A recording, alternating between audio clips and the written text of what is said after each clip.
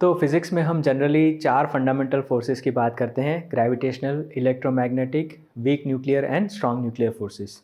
लेकिन जब भी हम मैकेनिक्स में प्रॉब्लम्स सॉल्व करना चाहते हैं तो कुछ ऐसे नॉन फंडामेंटल फोर्सेस भी हैं जिनको हमको कंसिडर करना पड़ता है। तो प्रैक्टिकल प्रॉब्लम्स होते हैं, day to day life situations होती हैं, इसमें हम ये जो फंडामेंटल फोर्सेस हैं उसमें से इलेक्ट्रोमैग्नेटिक फोर्स के जो स्वरूप हैं वो भी हम फेस करते हैं। जैसे नॉर्मल रिएक्शन है, टेंशन फोर्स है, फ्रिक्शन फोर्स है, these are all a result of electromagnetic forces. किसी न किसी तरह से ये इलेक्ट्रोमैग्नेटिक फोर्स का ही एक स्वरूप होते हैं। तो इनमें से एक फोर्स हम अभी देखते हैं जिसको कहते हैं नॉर्मल रिएक्शन या रिएक्शन फोर्स का नॉर्मल कंपोनेंट। तो यहाँ पे सपोज़ हमारे पास एक टेबल है और टेबल के ऊपर कोई ऑब्जेक्ट पड़ा है, जैसे कोई बुक पड़ी हुई है, ठीक है। तो हम जानते हैं कि ग्रेविटेशनल फोर्स हर एक ऑब्जेक्ट को डाउनवर्ड की तरफ नीचे की डायरेक्शन में खींच रहा होता है। तो यहाँ पे अगर बुक का मास m है तो इसके ऊपर लगने वाला ग्रेविटेशनल फोर्स जो है वो डाउनवर्ड है। नॉर्मली हम फोर्सेस को ऑब्जेक्ट की सेंटर से वेक्टर्स के फॉर्म में ड्रॉ करके बताते हैं। तो ये है उसके ऊपर लगने वाला ग्रेविटेशनल फोर्स जो कि सिंपली उसका वेट है mg, ठीक है। तो इस वेट की वजह से ये ऑब्जेक्ट जो है नीचे की तरफ एक्सीलरेट होना चाहिए। इनफैक्ट उसका एक्सीलरेशन g की वैल्यू जितना होना चाहिए, लेकिन ये ऑब्जेक्ट यानी कि ये बुक जो है वो नीचे नहीं जा रही है, वो वहीं की वहीं रुकी हुई है टेबल पे, ठीक है। इसका मतलब ये रेस्ट पे है। और अगर ये रेस्ट पे है तो न्यूटन्स फर्स्ट लॉ कहता है कि अगर ये रेस्ट पे है तो उसके ऊपर लगने वाला टोटल फोर्स 0 होना चाहिए, ठीक है। और आप सब या हम सभी जानते हैं कि ये जो बुक है वो नीचे क्यों नहीं आ रही, क्योंकि ये जो टेबल है उसको आने से रोक रहा है। रोक रहा है का मतलब ये है कि ये जो डाउनवर्ड ग्रेविटेशनल फोर्स है उसको ये टेबल एग्जैक्टली बैलेंस कर रहा है। इसका मतलब ये जो नीचे की तरफ जो फोर्स लग रहा है वेट जितना, उतना ही फोर्स ये जो टेबल है ये बुक के ऊपर अप्लाई कर रहा है ऊपर की डायरेक्शन में। ये फोर्स जो है तो एक्चुअल में ये दोनों ऑब्जेक्ट की जो सरफेस है जहाँ पे कांटेक्ट हो रही हैं वहाँ पे यूजुअली अपीयर होता है। लेकिन हम जनरली क्या करते हैं कि बुक के ऊपर ही उसके सेंटर से अपवर्ड की तरफ इस फोर्स को रिप्रेजेंट करते हैं और इसको हम सिंबल देते हैं n, नॉर्मल रिएक्शन का सिंबल n देते हैं। और फर्स्ट लॉ के हिसाब से क्योंकि ये ऑब्जेक्ट रेस्ट पे है, ये जो डाउनवर्ड फोर्स है ये और ये जो नॉर्मल रिएक्शन है ये एक दूसरे को एग्जैक्टली बैलेंस करते हैं, इसलिए नॉर्मल रिएक्शन की वैल्यू जो है वो equal to the weight of the book हो जाती है। तो ये जो नॉर्मल रिएक्शन फोर्स है ये दोनों ऑब्जेक्ट की सरफेस का जहाँ पे कांटेक्ट हो रहा है वहाँ पे अपीयर होता है। माइक्रोस्कोपिकली अगर देखा जाए तो ऑब्जेक्ट जो हैं चाहे वो टेबल हो या बुक हो, दोनों ही एटम्स और मॉलिक्यूल्स से बने हुए हैं, यानी कि चार्जेस होते हैं इसके अंदर। तो जैसे ही दो सरफेसेस कांटेक्ट में आती हैं तो इनके बीच में जो फोर्सेस होते हैं वो इलेक्ट्रोमैग्नेटिक फोर्सेस ही होते हैं, ठीक है। तो यही जो फोर्स है जो सरफेस के ऊपर अपीयर हो रहा है ये बुक को नीचे गिरने से रोकता है, यानी कि बुक के मोशन को वो नीचे की तरफ होने नहीं दे रहा, रोकता है। अब ये जो नॉर्मल रिएक्शन है इसकी एक बहुत ही इम्पॉर्टेंट प्रॉपर्टी ये है कि इसकी वैल्यू जो है वो सेल्फ एडजस्टिंग हो सकती है। इसका मतलब नॉर्मल रिएक्शन की वैल्यू यहाँ पे मैंने mg लिखी है, लेकिन अगर सपोज़ इस बुक के ऊपर मैं कोई और एक बुक रख दूँ तो ये जो नीचे कांटेक्ट में है जो सरफेसेस, जो नीचे वाली बुक है और टेबल पे जो टेबल है, इन दोनों के बीच में जो नॉर्मल रिएक्शन जो पहले mg था अब उसकी वैल्यू चेंज हो जाएगी। अगर इस वाली बुक का मास m प्राइम है तो अब नॉर्मल रिएक्शन की वैल्यू बढ़ के हो जाएगी m plus m prime into g. तो इस तरह के फोर्स को हम कहते हैं self adjusting force. Normal reaction एक सेल्फ एडजस्टिंग फोर्स है। तो नॉर्मल रिएक्शन की वैल्यू जब भी हम निकालना चाहते हैं तो वो प्रॉब्लम स्पेसिफिक होगी, मतलब कि प्रॉब्लम में ऑब्जेक्ट्स की सिचुएशन किस तरह से है, लेकिन ये हमेशा जो सरफेसेस इन कांटेक्ट है वहीं पे अपीयर होता है। तो यहाँ पे हम एक सिचुएशन देखते हैं जिसमें हम नॉर्मल रिएक्शन को कैसे इवैल्यूएट कर सकते हैं, कैसे फाइंड कर सकते हैं। यहाँ पे हमारे पास एक इंक्लाइन प्लेन है जिसका हॉरिजॉन्टल के साथ एंगल थीटा है और उसके ऊपर एक ब्लॉक जो है वो स्लाइड कर रहा है नीचे की तरफ। लेट्स से उस ब्लॉक का मास है m। तो इस प्रॉब्लम को ऑब्जर्व करने के लिए हम देखते हैं कि सबसे पहले इसके ऊपर लगने वाले फोर्सेस क्या क्या हैं। तो हम ब्लॉक के ऊपर लगने वाले फोर्सेस ऑब्जर्व करेंगे। तो क्योंकि यहाँ पे मैंने कोई और फोर्स आपको दिखाया नहीं है, लेकिन सिर्फ ग्रेविटेशनल फोर्स ही इसके ऊपर लग रहा है जो कि डाउनवर्ड होगा। तो इस ग्रेविटेशनल फोर्स को, जो कि सिंपली इसका वेट है, वो डाउनवर्ड डायरेक्शन में है, तो उसको अगेन हम एक वेक्टर की फॉर्म में बॉडी की सेंटर से रिप्रेजेंट कर सकते हैं। तो ये उसका वेट है। और क्योंकि ये ऑब्जेक्ट, ये जो ब्लॉक है, वो इंक्लाइन से नीचे नहीं जा रहा, तो इंक्लाइन जो है उसको इस पाथ पे मूव करा रहा है। तो इस पाथ पे मूव करने के लिए इसके ऊपर एक नॉर्मल रिएक्शन लग रहा है, क्योंकि अगर ये नॉर्मल रिएक्शन नहीं होगा तो ये ब्लॉक जो है वो इस डायरेक्शन में भी, मतलब कि इंक्लाइन प्लेन के नीचे भी जा सकता, लेकिन वो नीचे नहीं जा रहा है, इसका मतलब नॉर्मल रिएक्शन लग रहा है। तो ये जो रिएक्शन फोर्स है, ये दोनों सरफेसेस के कांटेक्ट जहाँ पे हो रही है उस जगह पे लग रहा है। तो अगेन ये रिएक्शन फोर्स, जिसका नॉर्मल कंपोनेंट जो है अगर हम ड्रॉ करें तो सरफेस के परपेंडिकुलर होगा, लेकिन हम उसको ड्रॉ यहाँ नहीं करेंगे, हम उसको इस पॉइंट से ड्रॉ करेंगे। तो अगर हम एक वेक्टर ड्रॉ करते हैं जो कि सरफेस के परपेंडिकुलर है, तो ये हो जाएगी हमारे नॉर्मल रिएक्शन की डायरेक्शन।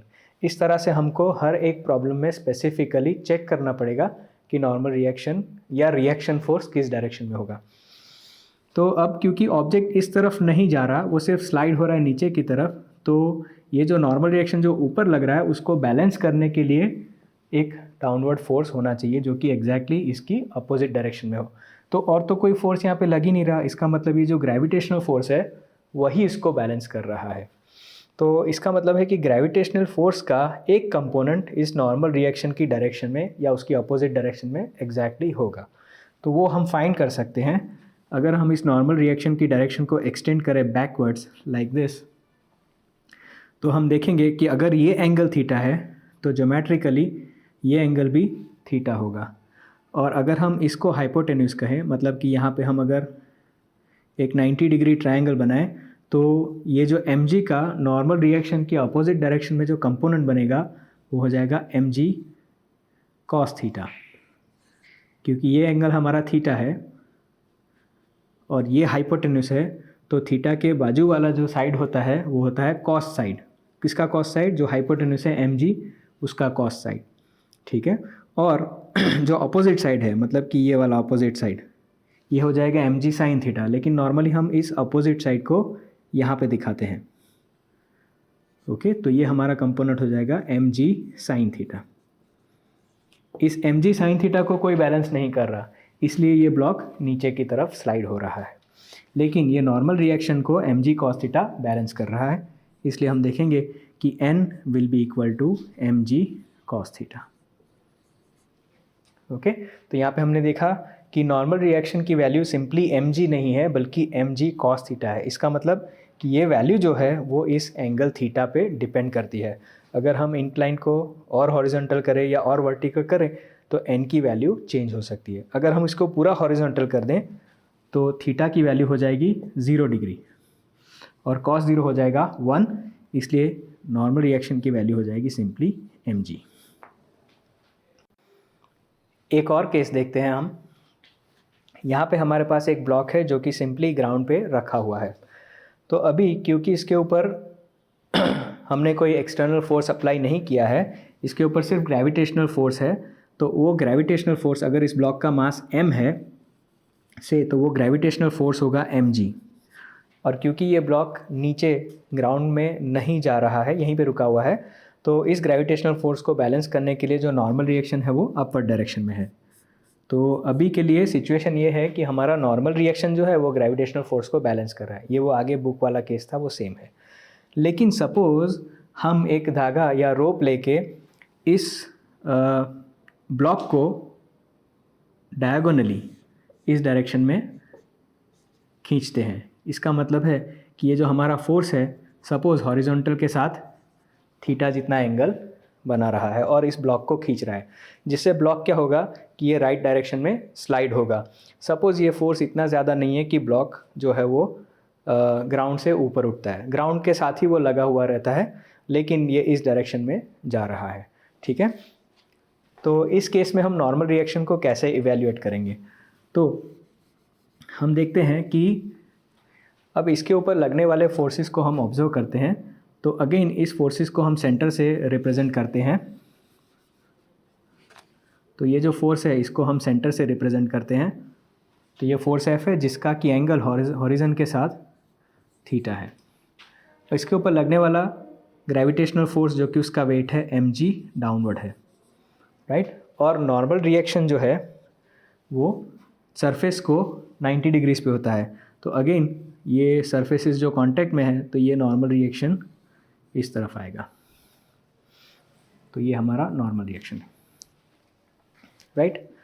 अब यहाँ पे हम देखेंगे कि ये जो फोर्स है इसकी डायरेक्शन डायगोनली अप है, मतलब कि थोड़ा राइट में है और थोड़ा अपवर्ड्स है। तो इसके दो कंपोनेंट बनेंगे। ये जो राइट वाला कंपोनेंट है यहाँ से यहाँ तक, ये कंपोनेंट अगर ये हमारा हाइपोटेन्यूस है तो थीटा के बाजू वाला कौन सा कंपोनेंट, कॉस कंपोनेंट। थीटा के बाजू वाला कॉस कंपोनेंट, तो ये हो जाएगा हमारा एफ कॉस थीटा, जिसको बैलेंस करने के लिए यहाँ पे कुछ नहीं है, ठीक है। और ये जो वर्टिकल कंपोनेंट होगा ये होगा हमारा एफ साइन थीटा। लेकिन हम क्या करते हैं, इस कंपोनेंट को यहाँ पे दिखाते हैं, यानी कि ये जो एफ साइन थीटा है उसकी डायरेक्शन भी अपवर्ड है और नॉर्मल रिएक्शन की डायरेक्शन भी अपवर्ड है। तो क्योंकि ये दोनों अपवर्ड हैं ये दोनों ऐड हो जाते हैं और ये दोनों मिल के इस ऑब्जेक्ट के वेट को बैलेंस करते हैं। तो अब अगर हम इक्वेशन लिखें तो ये अपवर्ड हैं, वो दोनों ऐड करेंगे तो हो जाएगा n plus F sine theta और ये दोनों बैलेंस करेंगे mg को, राइट। इसका मतलब हम n का इक्वेशन लिख सकते हैं, n will be equal to mg minus F sine theta. Again हम देख सकते हैं कि नॉर्मल रिएक्शन की वैल्यू सिंपली mg नहीं है जो पहले केस में थी, बल्कि mg minus F sine theta है। तो यहाँ पे दो और चीज़ों पे ये डिपेंड कर रही है, एक तो फोर्स की वैल्यू पे डिपेंड करती है और दूसरा एंगल साइन थीटा पे डिपेंड करती है। ओके, फॉर एग्जांपल अगर एक्सटर्नल फोर्स 0 है, F0 है, तो n will be equal to mg। और अगर ये पूरा हॉरिजॉन्टल है तो again theta is 0, sine 0 will be 0 and n will be equal to mg again. तो इस एग्जाम्पल को हमने प्रीवियस केस का एग्जाम्पल है उसी में चेंज किया है, ये कि वो जो प्रीवियस केस था उसमें हमने ब्लॉक को एक धागे से खींचा था एक फोर्स से जो कि एंगल थीटा पे था होराइजन के साथ। यहाँ पे उसी तरह का एक फोर्स है लेकिन अब ब्लॉक को पुश कर रहा है। अगेन ये फोर्स जो है वो ऐसे दिखाया गया है, इसको अगर मैं एक्सटेंड करता हूँ तो होराइजन के साथ थीटा जितना एंगल बना रहा है। तो इस केस में नॉर्मल रिएक्शन की वैल्यू क्या होगी ये हम देखते हैं। तो क्योंकि ये फोर्स जो है वो डाउनवर्ड है राइट की तरफ, ये फोर्स की डायरेक्शन है डाउनवर्ड राइट की तरफ, तो इसके दो कंपोनेंट होंगे। अगेन ये एंगल थीटा है तो ये हमारा फोर्स का डायरेक्शन है। तो अगेन ये अगर हमारा फोर्स का डायरेक्शन है तो इसको हम हाइपोटेन्यूस लेते हैं, तो थीटा के बाजू वाला कंपोनेंट जो होगा वो होगा एफ कॉस थीटा। थीटा के बाजू वाला कॉस कंपोनेंट, किसका कॉस कंपोनेंट, हाइपोटेन्यूस का कॉस कंपोनेंट। और जो वर्टिकल कंपोनेंट होगा वो डाउनवर्ड होगा क्योंकि ये फोर्स क्या है, डाउन में है और राइट में है। तो राइट वाला कंपोनेंट एफ कॉस थीटा और डाउनवर्ड कंपोनेंट जो होगा वो होगा ऑपोजिट, मतलब sign component F sine theta. Again इस डाउनवर्ड कंपोनेंट को हम यहाँ पे नहीं दिखाते बल्कि इसी डायरेक्शन में दिखाते हैं जो कि डायरेक्शन है mg की। तो यहाँ पे एफ साइन थीटा, इसका मतलब है अब डाउनवर्ड डायरेक्शन में दो फोर्सेस ऐड हो रहे हैं, एक mg और दूसरा f का vertical component F sine theta.